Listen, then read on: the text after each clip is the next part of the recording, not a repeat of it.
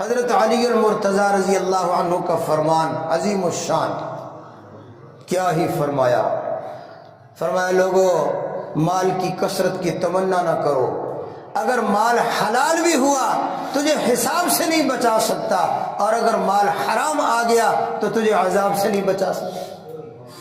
حلال میں حساب ہے، حرام میں عذاب ہے، بتائیے حساب کو کم عذاب ہے؟ تو مال کے متعلق آنے کا بھی ضابطہ ہے، حلال کماؤ حرام، اور آگے پھر مال کا مالک نہیں تو ہو گیا، میری مرضی، میری مرضی میں جہاں مال خرچ کروں۔ یہ جو میری مرضی والا تصور دیا ہے نا، یہ خدا کا انکار ہے۔ الحمدللہ الحمدللہ رب العالمین، والصلاة والسلام على أشرف الأنبياء والمرسلين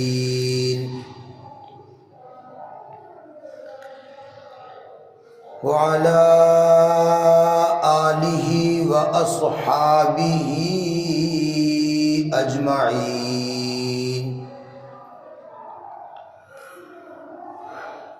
أما بعد فأعوذ بالله من الشيطان الرجيم، بسم الله الرحمن الرحيم،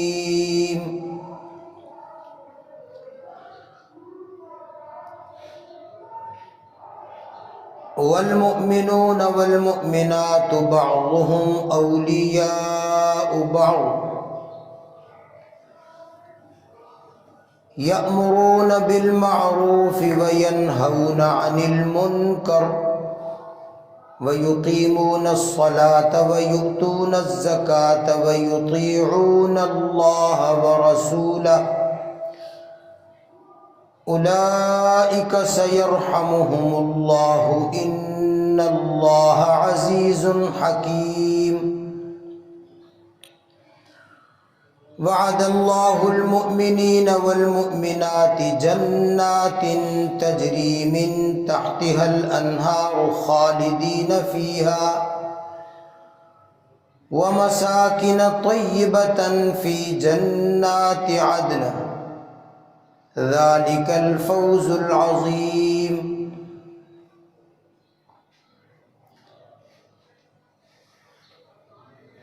ومساكن طيبة في جنات عدن ورضوان من الله أكبر،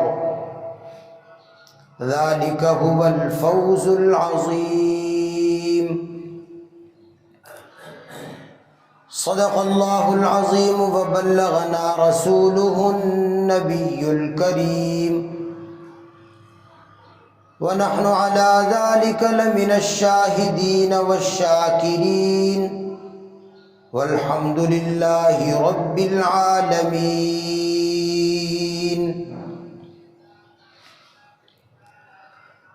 يا رب صل وسلم دائما أبدا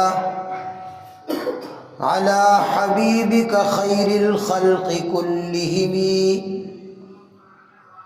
هو الحبيب الذي ترجى شفاعته لكل هول من الأهوال مقتحم،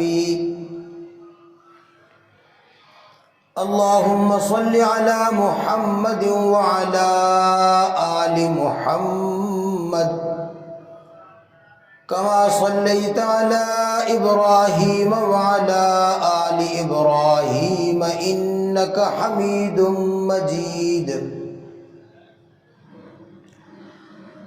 اللهم بارك على محمد وعلى آل محمد كما باركت على إبراهيم وعلى آل إبراهيم إنك حميد مجيد۔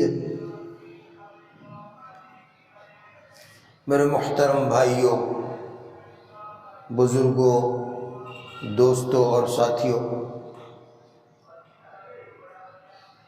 اللہ جل جلالہ نے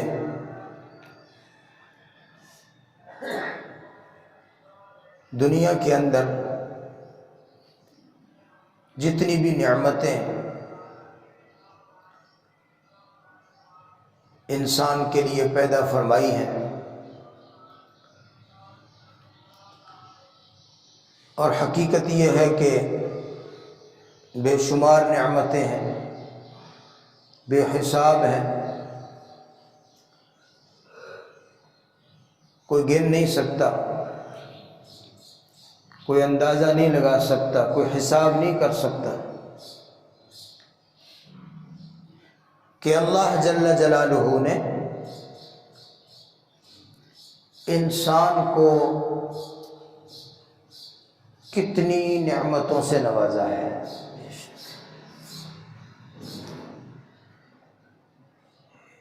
انسان کے جسم کے اندر، اس کی ذات کے اندر کتنی نعمتیں ہیں، ہم ان کو نہیں گن سکتے۔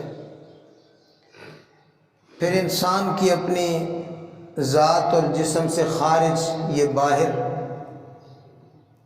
زمین اور آسمان اور اس کے درمیان، زمین کے اندر کتنی نعمتیں، اور یہ سب کچھ اللہ جل جلالہ نے انسان کے لیے پیدا کیا۔ قرآن مبین میں اللہ فرماتے ہیں الم تروا ان اللہ سخر لکم، تم دیکھتے نہیں ہو کہ اللہ تبارک و تعالی نے یہ سب کچھ تمہارے لیے مسخر کیا ہے۔ آسمان، زمین، سورج، چاند، سخر لکم الشمس والقمر دائبین، سخر لکم اللیل والنہار، سخر لکم ما فی السماوات وما فی الارض، آسمانوں میں اور زمینوں میں جو کچھ بھی ہے سب کا سب اللہ جل جلالہ نے ہر چیز کو تمہاری خدمت کے لیے اللہ نے مقرر کیا ہے۔ جیسے کسی شاعر نے کہا،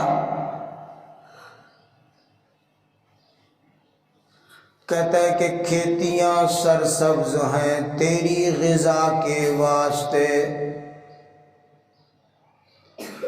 کھیتیاں سرسبز ہیں تیری غذا کے واسطے، چاند سورج اور ستارے ہیں ضیاء کے واسطے،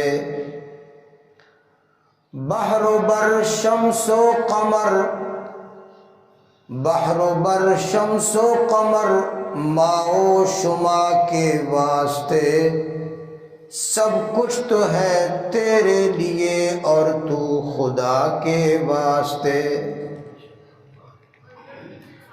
اللہ نے سب کچھ انسان کے لیے پیدا کیا۔ یہ سورج بھی اگر طلوع ہوتا ہے تو صرف انسان کے لیے، اور اگر یہ ڈوب جاتا ہے، غروب ہو جاتا ہے، رات آ جاتی ہے تو یہ صرف انسان کے لیے۔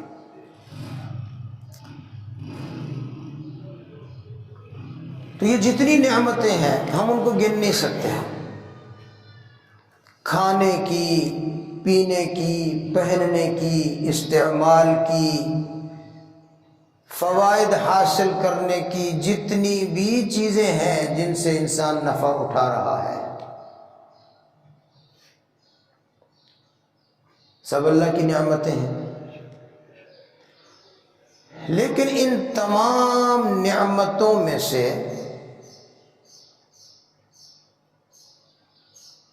ایک نعمت کو نکال کر، ایک نعمت کو نکال لیں، اس کو نکال کر باقی جتنی بھی یہ نعمتیں ہیں قیامت کے دن اللہ جل جلالہ نے ان تمام نعمتوں کا حساب لینا ہے۔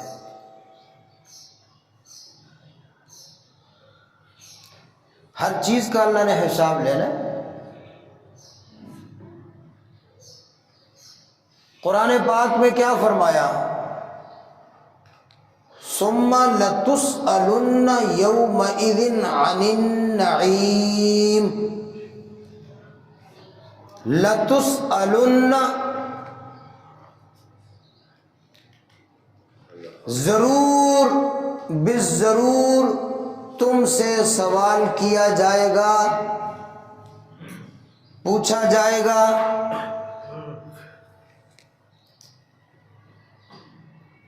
کس چیز کا پوچھا جائے گا؟ یومئذ، قیامت کے دن، عن النعیم، ہر نعمت کے متعلق۔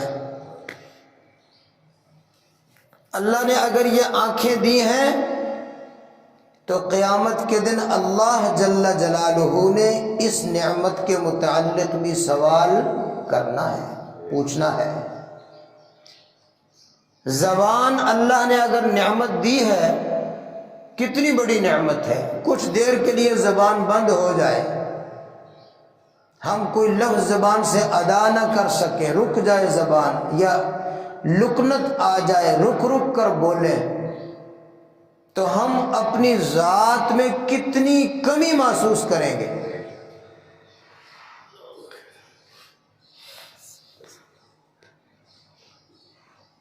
اس نعمت کے متعلق بھی قیامت کے دن اللہ جل جلالہ نے سوال کرنا ہے۔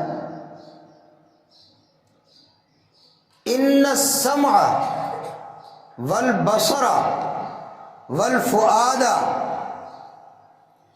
اللہ فرماتے ہیں یہ ساری چیزیں، تمہاری آنکھیں، تمہارے کان، تمہارا دل، کل اولئک کان عنہ مسئولا، قیامت کے دن اللہ جل جلالہ نے ہر نعمت کا پوچھنا ہے، سوال کرنا ہے۔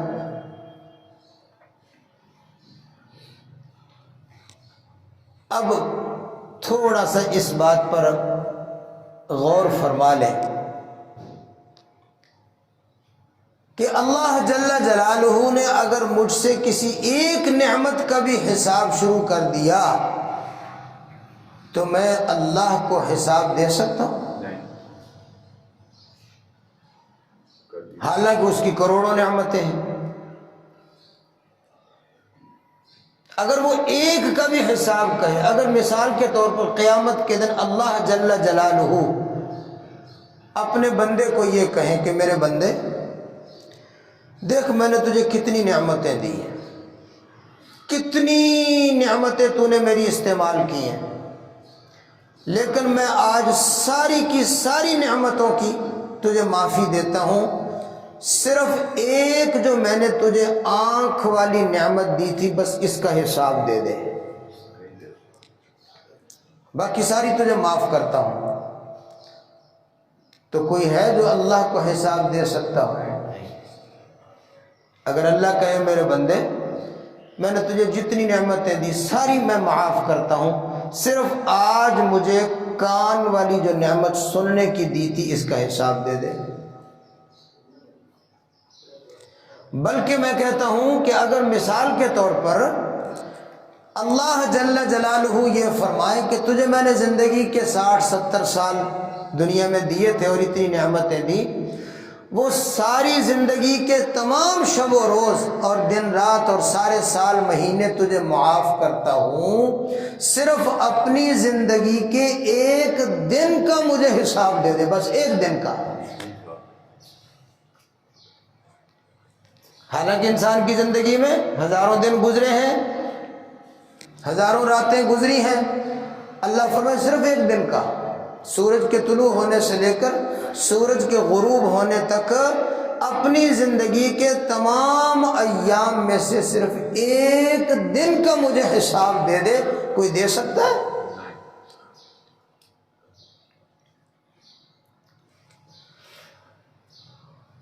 تو اللہ جل جلالہ فرما رہے میں نے ہر نعمت کا حساب لینا ہے۔ تو معلوم ہوا کہ یہ تمام کی تمام نعمتیں یہ انسان کے لیے قیامت کے دن حساب کا سبب ہے، حساب کا ذریعہ ہے، اور اگر حساب ہو گیا تو ہر نعمت جو ہے وہ ہمیں پکڑوا دے گی۔ اگر تو اللہ حساب نہ لے، جس کو کہا گیا کہ حساب یسیر کا اللہ معاملہ فرما دے کہ میرا بندہ ہے، میں نے تیری ساری لغزشیں گناہوں کو معاف کیا، جا میں تجھے جنت میں داخل کرتا ہوں، میری طرف سے تجھے معافی ہے۔ اللہ تعالیٰ حساب یسیر فرما دے، حساب معاف فرما دے، وہ تو بات بن گئی۔ اگر بالفرض اللہ جل جلالہ نے حساب شروع کیا اور کسی ایک چیز کا کر دیا، کسی ایک نعمت کا کر دیا، کسی ایک دن کا حساب کر دیا، تو ہم اس کا حساب ادا کر نہیں سکتے۔ تو پھر یہ ساری کی ساری نعمتیں ہمیں قیامت کے دن پکڑوانے والی ہیں۔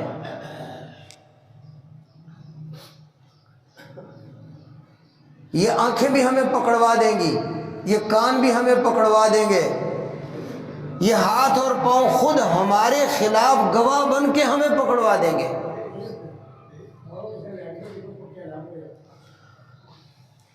قرآن پاک میں اللہ فرماتے ہیں وَقَالُوا لِجُلُودِهِمْ لِمَ شَهِدتُّمْ عَلَيْنَا قَالُوا أَنطَقَنَا اللَّهُ الَّذِي أَنطَقَ كُلَّ شَيْءٍ وَهُوَ خَلَقَكُمْ أَوَّلَ مَرَّةٍ۔ انسان اپنے ہاتھوں کو، اپنے پاؤں کو، اپنے آنکھوں کو، اپنے ہونٹوں کو، اپنی جلود، اپنے چمڑے کو، اپنی کھال کو کہے گا لما شہدتم علینا، تم میرے ہو کر آج میرے خلاف ہی گواہ بن گئے، میرے ہو کر میرے ہاتھ میرے خلاف گواہ بن گئے، تم میری آنکھیں میرے خلاف گواہ بن گئے۔ تو یہ آگے سے کیا جواب دیں گے؟ یہ کہیں گے کہ ہم مجبور ہیں، انطقنا اللہ الذی انطق کل شیء، اللہ نے ہمیں بلوا لیا، اسی نے تو ہر چیز کو بولنا سکھایا، اس نے آج ہمیں بلوا لیا۔ تو اگر میں یہ بات کہوں تو بالکل آپ کہیں گے ٹھیک ہے کہ یہ جس کو میں کہتا ہوں نا یہ اپنے ہاتھ ہیں، یہ ہماری اپنی آنکھیں ہیں، یہ اپنا کچھ بھی نہیں ہے، یہ سب کچھ اللہ کا ہے۔ یہ سب کچھ کس کا ہے؟ اللہ کا ہے۔ اللہ چاہتا ہے تو ہاتھ اٹھتا ہے، اللہ چاہتا ہے تو نہیں اٹھتا، اللہ چاہتا ہے تو آنکھوں میں بینائی ہے، اللہ چاہے تو نہیں ہے۔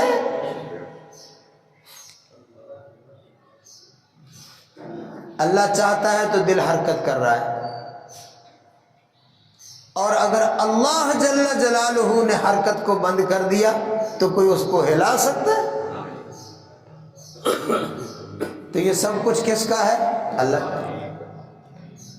اللہ فرماتے ہیں یہ تیرے ساتھ میں نے اپنے جاسوس لگا رکھے ہیں، یہ میرے نگران ہیں، تیرے ساتھ لگے ہوئے ہیں، یہ تیرے پاس جو تیرے ہاتھ ہیں یہ میرے جاسوس ہیں، میرے نگران ہیں جو تیری نگرانی کر رہے ہیں۔ فرمایا وما کنتم تستترون ان یشہد علیکم سمعکم ولا ابصارکم ولا جلودکم ولكن ظننتم ان اللہ لا يعلم كثيرا مما تعملون۔ اللہ فرماتے ہیں تم کیا سمجھتے ہو تم اپنے ہاتھوں سے چھپ سکتے ہو، تم اپنے کانوں سے چھپ سکتے ہو، تم اپنے جسم سے چھپ سکتے ہو، تم اپنے جسم سے اپنے آپ سے تو کبھی بھی چھپ نہیں سکتے ہو۔ جب بھی تم تنہائی میں چلے جاؤ، تم ظلمتوں میں اندھیروں میں چلے جاؤ کہ تمہیں کوئی بھی دیکھنے والا نہ ہو، اور تم کہو کہ اب تو ہمیں کوئی نہیں دیکھ رہا، لہذا ہم جو بھی کریں ہمیں کوئی پکڑ نہیں سکتا۔ اللہ فرماتے ہیں کہ تم اپنے جسم اور اپنے اعضاء سے تو چھپ نہیں سکتے، بلکہ جتنے تم نے گناہ کرنے ہیں اپنے ہاتھوں سے، اپنے جسم سے، اپنے اعضاء سے کرنے ہیں، اور یہی قیامت کے دن تمہارے خلاف گواہ ہے۔ یہی گواہ ہے، اس کو کوئی الگ سے گواہ لانے کی ضرورت نہیں، حالانکہ الگ سے بھی ہیں، الگ بھی گواہ اس کے پاس ہیں۔ یاد رکھیں قیامت کے دن جب انسان کے اعمال پر گواہوں کی ضرورت پڑے گی نا، اللہ کی عدالت ہے، وہاں گواہی کا بھی تو کورس مکمل ہونا ہے۔ تو یہ گواہ ہے انسان کے اعضاء، یہ گواہی دیں گے کہ ہاں فلاں جگہ پر فلاں موقع پر اس بندے نے میرے ذریعے سے، ہمارے ذریعے سے اس نے یہ گناہ کیا تھا، یہ اس کے موجود ہیں گواہ۔ اس کے بعد جس زمین کے ٹکڑے پر، جس جگہ پر، پہاڑ پر ہے، کوئی جنگل میں ہے، کوئی صحرا میں ہے، کوئی سمندر پر ہے یا کوئی زمین پر ہے، جس جگہ پر وہ موجود ہے وہ زمین کا خطہ، وہ ٹکڑا، وہ بھی اس کی پوری گواہی دے گا کہ ہاں اس نے یہ کام کیا تھا۔ وہ در و دیوار، وہ گھر کی چھت، وہ گھر کا فرش، وہ گھر کا سارا سامان، جتنی چیزیں گھر میں موجود ہیں وہ ساری کی ساری چیزیں تجھے دیکھ رہی ہیں، اور قیامت کے دن انہوں نے گواہی دینی ہے۔ زمین بھی گواہ، آسمان بھی گواہ۔ پھر انسان کے ساتھ اللہ جل جلالہ نے فرشتے اس کے اوپر مسلط ہیں، مقرر ہیں، وہ بھی اس کی تمام کارگزاری کو دیکھ بھی رہے ہیں اور لکھ بھی رہے ہیں۔ قیامت کے دن ان فرشتوں نے بھی گواہی دینی ہے، اور انہوں نے جو میزان، جو نامہ اعمال میں لکھا ہوا ہے وہ بھی انہوں نے پیش کرنا ہے کہ یہ اس نے کارگزاری اس کی، اور یہ اس کی ڈائری ہمارے پاس موجود۔ کتاب بھی گواہ، اعمال نامہ، فرشتہ بھی گواہ، دن بھی گواہ، رات بھی گواہ، زمین بھی گواہ، آسمان بھی گواہ، وہ خطہ اور وہ زمین کا ٹکڑا بھی گواہ، اور پھر انسان کے اپنے اعضاء جو ہیں وہ بھی اس پر گواہ۔ کہاں جا سکتا ہے یہ؟ تو اللہ کی جتنی نعمتیں ہیں، ان ساری کی ساری نعمتوں کا حساب ہے۔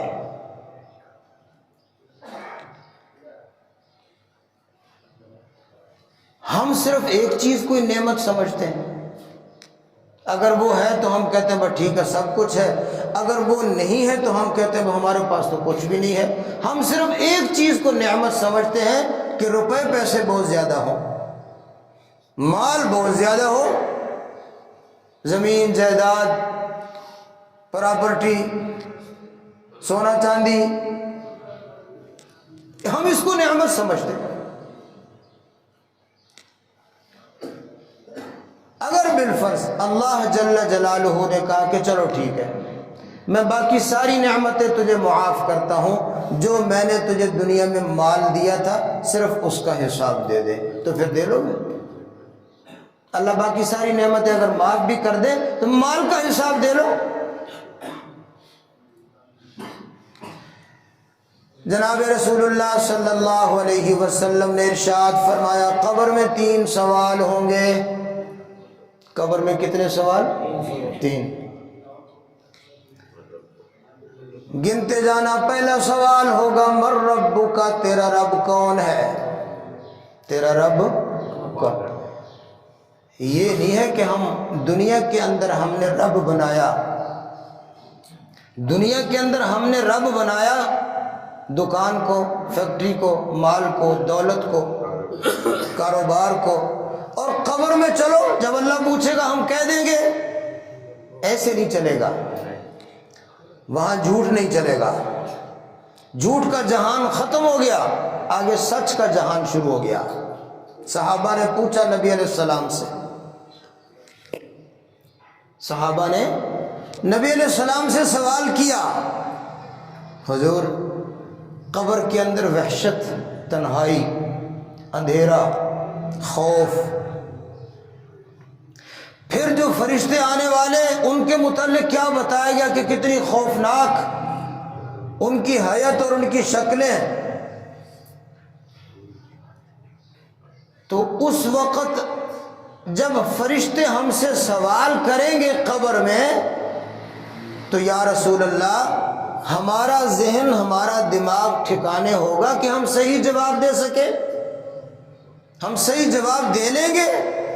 یہ صحابہ نے سوال کیا، کیونکہ جب وحشت ہو، خوف ہو انسان پر، خوف اور وحشت اس پر طاری ہو تو اس کا تو دماغ ٹھکانا نہیں ہوتا، وہ صحیح جواب نہیں دے سکتا. مثال کے طور پر ادھر سے 8-10 بندے آ جائیں، اچانک وہ ان میں بندوقیں پکڑی، ایک آدمی ادھر بندوق رکھے، ایک ادھر رکھے، ایک ادھر رکھے، اور کہے اوے دس تیرا نام کی ہے، تو میں نے اپنا نام ہی بھول جانا. صحیح کہہ رہا ہوں کہ نہیں؟ خوف اور وحشت میں انسان کو معلوم نہیں کہ میں کہاں کھڑا ہوں اور میں کون ہوں. یہ سوال صحابہ نے کیا، حضور اس خوف، وہ وحشت، وہ قبر کا گھبراہٹ والا منظر، اس میں ہم صحیح جواب کیسے دے سکتے ہیں؟ ہمارا دماغ ٹھکانے ہوگا، ہمیں معلوم ہوگا کہ ہم سے پوچھا جا رہا ہے اور ہم نے جواب دینا ہے. تو یہ جب سوال کیا تو اسی وقت اللہ جل جلالہ کی طرف سے قرآن پاک کی آیت لے کر فرشتہ اترا. فرمایا یثبت اللہ الذین آمنوا بالقول الثابت فی الحیات الدنیا وفی الآخرہ. اے میرے محبوب، آپ اپنے غلاموں کو، میرے بندوں کو بتا دیجئے دنیا کے اندر بھی تمہارے اوپر خوف آیا، تمہارے اوپر دشمن کے حملے آئے، لیکن تمہیں اللہ نے لا الہ الا اللہ پر ثابت قدم رکھا. کس نے رکھا؟ دنیا کے اندر بھی خوف آیا کہ نہیں آیا؟ بلال کے حالات اور واقعات سنے، کس نے کلمے پر اس کو پکا رکھا؟ چمڑی ادھڑ گئی، ہڈیاں ٹوٹ گئیں، گوشت اور ہڈیوں کو جدا کر دیا جاتا ہے، لیکن اللہ جل جلالہ نے اتنے خوف اور اتنے دشمن کے حملوں کے باوجود تمہیں کلمہ لا الہ الا اللہ پر ثابت قدم رکھا. تو پھر یاد رکھو، اگر تم نے دنیا کے اندر اس کلمے پر اس طرح استقامت دکھائی ہے تو پھر قبر میں بھی اللہ تمہاری زبان پہ کلمہ جاری کر دے گا، اللہ کی طرف سے ہو جائے گا. لیکن اگر دنیا میں نہیں، دنیا میں تو یہ ہے کہ میرا رب دکان ہے، میرا رب میری زمین ہے، میرا رب میرا کارخانہ ہے. ہاں ہے، اگر رب دکان نہ ہوتی تو جب مؤذن نے کہا تھا آ جاؤ نماز کو تو نماز کی طرف چلے جاتے، وہ رب کی طرف بلا رہا نا. لیکن میں نے کہا نہیں، رب ادھر نہیں ہے، رب تو ادھر دکان میں ہے. اگر میں ادھر چلا گیا تو مجھے روزی کون دے گا؟ منہ سے تو ہم کہہ رہے ہیں میرا رب اللہ ہے، لیکن ذرا اپنے عملی اور اپنا اعتقاد کو بھی تو ٹٹولے نا، کہ جب مجھے بلایا گیا تھا تو رازق تو ادھر تھا اور کہنے والا کہہ رہا تھا آ جاؤ، رزق دینے والا یہ ہے، کامیابی ادھر ہے، نماز کے لیے آ جاؤ. اور میں نے کہا نہیں، دکان نہیں چھوڑوں گا، زمین نہیں چھوڑوں گا، نوکری نہیں چھوڑوں گا، بستر نہیں چھوڑوں گا، نیند نہیں چھوڑوں گا. میں نے تو پھر ان سب چیزوں کو رب بنایا ہوا تھا نا. تو قبر میں 3 سوال ہوں گے. پہلا سوال ربی اللہ، جواب کیا ہے؟ ربی اللہ، میرا رب اللہ. صحابہ اپنے چھوٹے چھوٹے بچوں کو قبر کے سوال جواب سکھاتے تھے. چھوٹے چھوٹے بچوں کو، جب چھوٹے بچوں کو کلمہ سکھایا جاتا نا، صحابہ اپنے بچوں کو یہ قبر کا سوال جواب سکھاتے تھے. پہلا سوال ہوگا مر ربو کا، تیرا رب کون ہے؟ فرمایا جواب دینا ربی اللہ، میرا رب اللہ ہے. ہم جمعہ کی نماز کے انتظار میں بیٹھے ہیں، یا اللہ تیری رحمت بالکل متوجہ ہے، تیرے گھر میں بیٹھے ہیں، تو اپنا کرم فرما، مہربانی فرما، اور قبر میں ہماری زبان پر یہی جواب کو جاری فرما۔ دوسرا سوال ہوگا من نبیوں کا، تیرا نبی کون ہے؟ تو اس کا جواب دینا محمد الرسول اللہ۔ کیا جواب ہے؟ زور سے کہو، محمد الرسول اللہ۔ تیسرا سوال ہوگا ما دینو کا، تیرا دین کون سا ہے؟ اس کا جواب دینا الاسلام دینی، میرا دین اسلام ہے، میں مسلمان ہوں، میرا دین کون سا ہے؟ اسلام۔ حشر میں قیامت کے دن جب اللہ جل جلالہ کے سامنے حساب ہوگا تو نبی پاک صلی اللہ علیہ وسلم نے ارشاد فرمایا کہ پھر وہاں پر یہ سوال ہوں گے، میں وہ بھی بتا دیتا ہوں۔ ایک سوال یہ ہوگا کہ تو نے اپنی عمر، اپنی ساری زندگی کس کام میں گزاری؟ تو نے اپنی عمر کہاں گزاری؟ تجھے میں نے اتنی عمر دی، 60 سال، 70 سال، 80 سال، 40 سال، 45 سال، ساری عمر تو نے کہاں گزاری، کیا کرتا رہا؟ ایک سوال یہ ہوگا، میں مکمل کروں بات۔ دوسرا سوال یہ ہوگا کہ تیری عمر کے درمیان میں ایک بہت خاص میری نعمت اور میرا احسان ہوا کہ میں نے تجھے جوانی دی تھی، جوانی کہاں گزاری؟ ایک تو پوری عمر کا سوال، دوسرا اس عمر کا جو ایک خاص حصہ ہے جوانی کا۔ یہ جوانوں اپنی جوانی پہ ناز کرتے ہو نا، جوانی آتی ہے تو انسان بڑا ناز کرتا ہے، سمجھتا ہے شاید میں نے ہمیشہ اسی طرح طاقتور رہنا ہے۔ قیامت کے دن اس جوانی کے متعلق مستقل سوال ہوگا، جوانی کا سن کہاں گزارا، کیا کرتا رہا، کیا محنت تھی، کیا لگن تھی، کیا شغل تھا۔ آج کل ہمارے جوانوں کا تو یہ حال ہے، کسی بھائی سے پوچھ لے، ہاں بھائی بچے کیا کرتے ہیں؟ ایک آدمی سے میں نے پوچھا ماشاءاللہ آپ کے بچے کیا کرتے ہیں؟ کہنا جی موبائل چلاؤں دے۔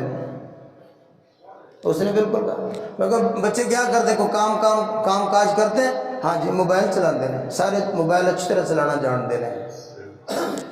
اب تو ان جوانوں کا یہ حال ہے کہ ہمیں کوئی بات موبائل پہ نہیں سمجھ آتی تو کہتے ابو تینوں کی پتہ ہے، پڑھا میں تو نہیں پڑھا، وہ صحیح کر کے دے دیتے ہیں۔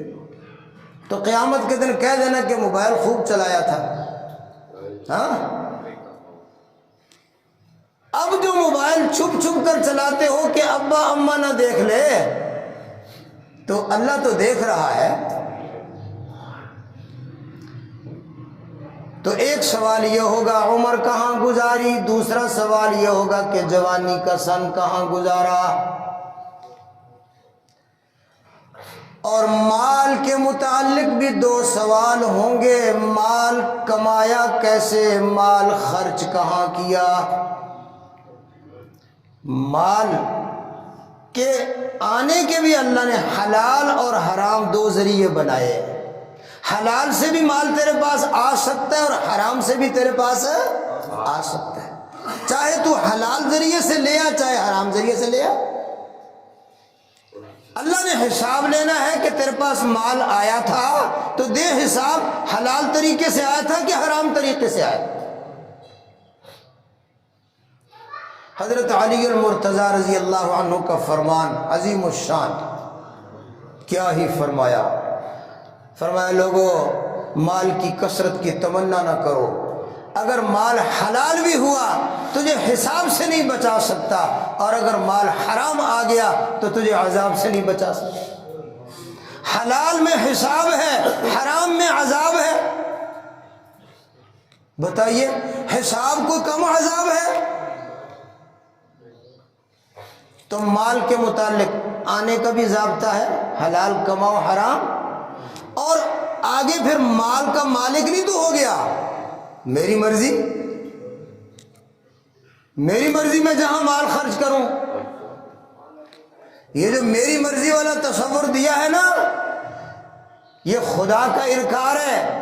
جو کہے میرا مال میری مرضی، میرا جسم میری مرضی، واللہ العظیم یہ خدا کا انکار ہے. نہ تیرا مال ہے، نہ تیری مرضی ہے، نہ تیرا جسم ہے، نہ تیری مرضی ہے. مال بھی اللہ کا، جسم بھی اللہ کا. نبی علیہ السلام تہجد کے وقت اٹھتے تھے تو آپ کی زبان پر یہ الفاظ ہوتے تھے: الامر للہ والحکم للہ والخلق للہ. سب کچھ اللہ کا ہے. سب کچھ کس کا ہے؟ اللہ کا ہے. والملک للہ والعظمت للہ والکبریاء للہ.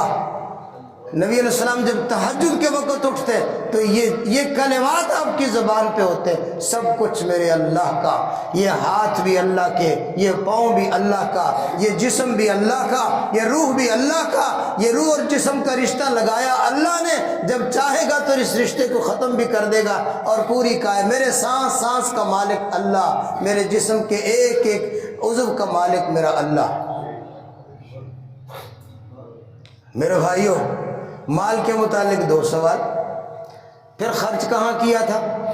کیونکہ خرچ کرنے میں بھی اللہ کا حکم کہ ہم پابند ہیں. اپنی مرضی سے نہیں خرچ کر سکتے، اپنی خواہش سے نہیں خرچ کر سکتے، اللہ کے حکم کے پابند ہیں.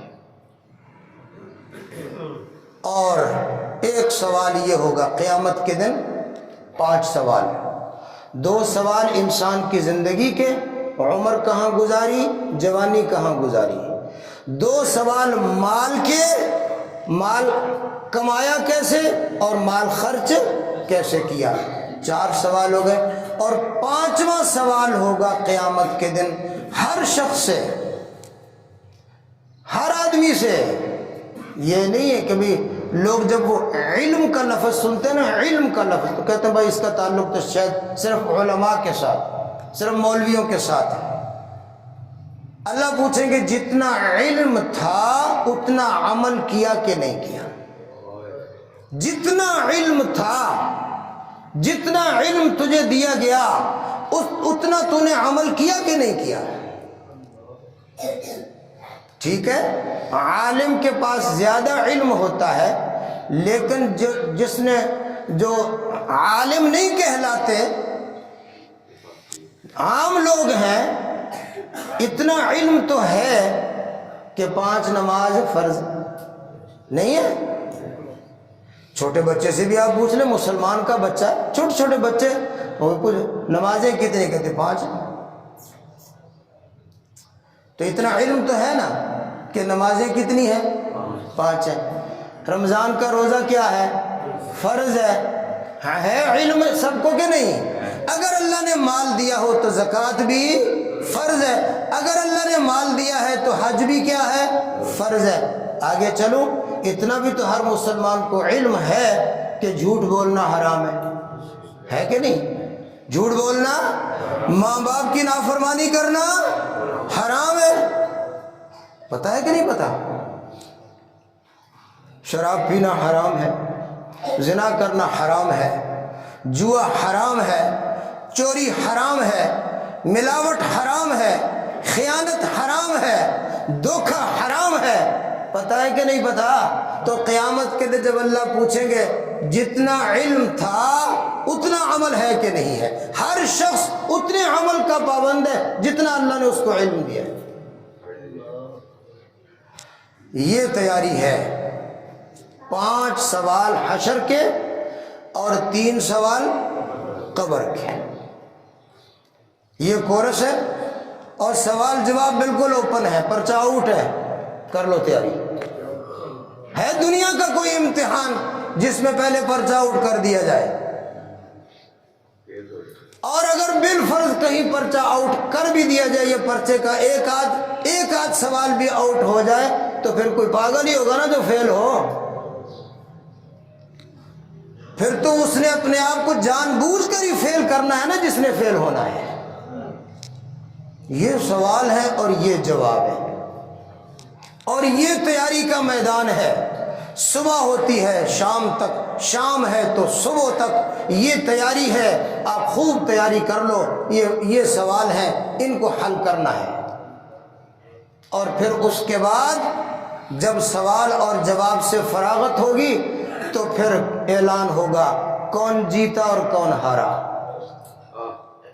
پھر وہاں پر وہیں پر اعلان ہو جائے گا۔ یوم یجمعکم لیوم الجمع ذالک یوم التغابن، ذالک یوم التغابن۔ رب ذوالجلال نے فرمایا ذالک یوم التغابن، وہ تغابن کا دن ہے، ہار جیت کا اعلان ہوگا۔ تغابن سورت مبارکہ ہے قرآن پاک میں، اس کا کیا معنی؟ ہار جیت کا دن ہے، اعلان ہوگا فلاں جیت گیا اور فلاں ہار گیا۔ وہ ہار اور جیت جو ہے نا، وہ کرکٹ کی ہار جیت نہیں ہے، وہ الیکشن کی ہار جیت نہیں ہے۔ جیتنے والوں کے لیے جنت ہے اور ہارنے والوں کے لیے جہنم ہے۔ یہ ہمیشہ کی ہے اور یہ بھی ہمیشہ کی ہے۔ میرے بھائیوں، یہ صرف توجہ دلانے کے لیے کچھ باتیں عرض کی ہیں تاکہ ہم آخرت کی کچھ تیاری کی طرف دھیان کریں، فکر کریں، توجہ کریں۔ رمضان المبارک آ گیا، انشاءاللہ سر پر آ گیا۔ اللہ جل جلالہ آپ سب کو، ہم سب کو رمضان کی بہاریں دکھا دیں، اس کی برکتیں نصیب فرما دیں۔ رمضان المبارک کے اندر خوب جو ہے وہ ہمت اور محنت اور کوشش کریں۔ اللہ جل جلالہ ہماری پرانی زندگی جو گزر چکی اس کی کوتاہیاں اللہ معاف فرما دیں، اگلی زندگی ہے اس میں اللہ اصلاح کا معاملہ فرما دیں، رمضان کو ہمارے لیے بابرکت بنا دیں۔ اللہ جل جلالہ کہنے والے کو، سننے والے کو عمل کی توفیق نصیب فرمائے۔ وآخر دعوانا ان الحمد للہ رب العالمین۔